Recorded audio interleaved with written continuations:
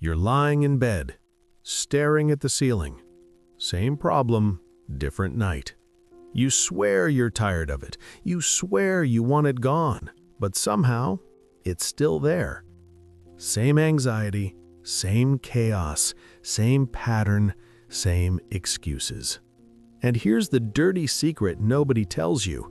Your problems aren't attacking you. You're feeding them. Let me explain why. You think problems just happen, that anxiety just shows up, that depression just falls on you, that conflict just finds you. But here's the truth. Anything that exists in your life is being maintained. Your health? Maintained. Your job? Maintained. Your body? Maintained. Your relationships? Maintained. Stop maintaining them, they decay. Not because they hate you, but because that's the law. Everything atrophies without energy. Take a tomato off the vine. Don't stab it, don't smash it, don't touch it. Just remove the supply. It rots. That's not violence, that's neglect. Now apply that to your anxiety. You think anxiety just lives inside you. No, you maintain it. Thought, feeling, thought, feeling, thought, feeling. You replay the scenario, you imagine the worst, you rehearse the disaster, and then you say, I have anxiety. No, you are producing anxiety. This isn't random, it's psychology.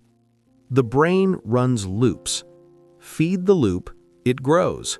Starve the loop, it dies. But here's where it gets uncomfortable. If your problem is maintained, then you're the one maintaining it. And most people hate that idea because it removes the villain. If you are the cause, then you can't blame the world. You can't blame your childhood forever. You can't blame your boss. You can't blame your partner. You are the cause. And here's the truth. That's not bad news. That's power. Because if you're the cause, you can stop right now. Not gradually, not after 10 more books, not after waiting for motivation. Right now. Stop feeding it. You don't know how to fix a car? Fine. But if you went under the hood and started cutting wires, you could ruin it.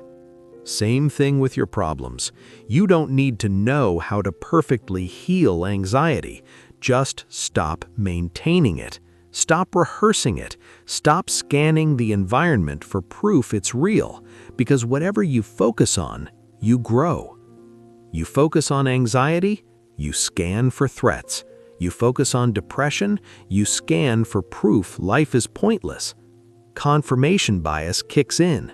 You ignore the good, you magnify the bad. And then you say, see, I was right.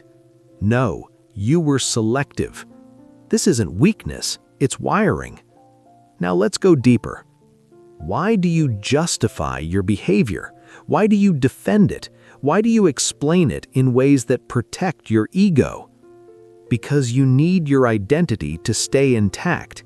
You cannot act outside your self-image. So if you fail, you create a story. They didn't appreciate me. If she left, she wasn't good enough. The job wasn't right for me anyway. Maybe that's true. Maybe it isn't. But here's what matters. The explanation you choose determines your future. Lose your job. One explanation, I'm finished, I peaked. Another, now I have options. Same event, different destiny. That's explanatory style. And this isn't philosophy, this is psychology. Your brain must explain events in a way that protects your identity. If you don't control the explanation, it defaults to fear. Now let's talk about reward, because here's something brutal. You get more of what you reward and less of what you punish. That's not just dog training, that's human behavior. You reward your anxiety by giving it attention. You reward your anger by replaying it. You reward toxic people by reacting to them. And you starve your calm, you starve your discipline, you starve your self-respect, and then you wonder why chaos grows. Here's the truth. What you feed grows. What you starve dies. You want serenity? Maintain it. Meditate. Walk. Breathe slower. Eat better. Rest intentionally. Shift posture. Change environment. You don't wait for calm. You build it. Every step in the direction of serenity strengthens serenity. There's a story about a man lost in the desert. He asks for directions. The answer? Make sure every step you take is in that direction. That's it. You don't teleport to change. You step toward it, over and over. Now here's something most people miss. Every room has a hierarchy. Every relationship has dynamics. And most people react instead of position. They reward the wrong behavior. They consequence the wrong things. They focus on the wrong target. Then they say, "Why does this keep happening?" Let me tell you why. Because you are reinforcing it. You're not unlucky. You're consistent. You reward disrespect with attention. You reward chaos with emotion. You reward procrastination with comfort. And your brain goes, "Oh, this works." So it repeats. You are not broken. You are conditioned.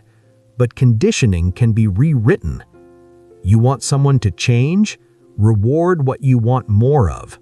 Not with manipulation, with clarity. You want confidence?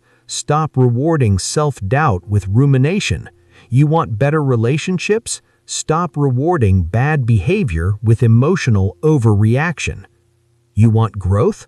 Stop focusing on what's wrong and start scanning for leverage. Focus management. This is where power lives.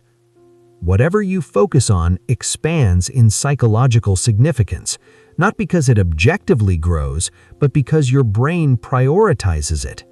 You think about one mistake, now you're thinking about 3, now 5. Now your entire identity feels flawed. That's not reality, that's escalation. Same with success. Focus on one win, then another, then momentum. Now here's the shift. You are not the effect, you are the cause. You are not an anxious person, you are a person generating anxious patterns.